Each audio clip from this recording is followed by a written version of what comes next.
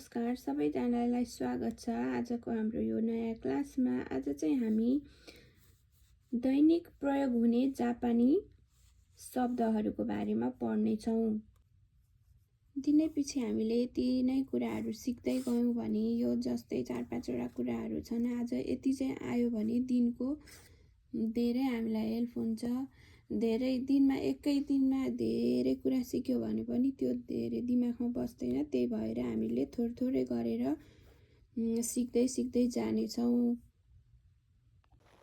ल अब सुरु गरौँ है त। योमिमास पढ्नु, योमिमास पढ्नु, होन ओ योमिमास, होन ओ योमिमास किताब पढ्नु, बेन्क्यो शिमास, बेन्क्यो शिमास अध्ययन गर्नु, बेन्क्यो शिमास अध्ययन गर्नु, निहोङ्गो ओ बेन्क्यो शिमास,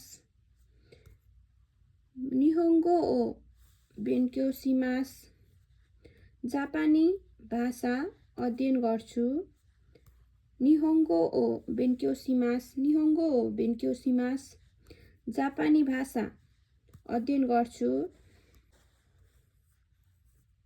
उताइमास गीत, उताइमास गीत गाउनु, उता ओ उताइमास, उता ओ उताइमास, उता ओ उताइमास गीत गाउनु, ओदोरिमास नाच्नु, ओदोरिमास नाच्नु, वातासी वा ओदोरिमास, वातासी वा ओदोरिमास म नाच्छु, ओयोगिमास, ओयोगिमास पौडनु, ओयोगिमास पौडनु, वातासी वा ओयोगिमास, वातासी वा ओयोगिमास, वातासी वा ओयोगिमास म पौडन्छु। आजको लागि यति नै। भोलि फेरि हामी अर्को नयाँ भिडियो लिएर आउनेछौँ। त्यतिन्जेलको लागि धेरै धेरै धन्यवाद।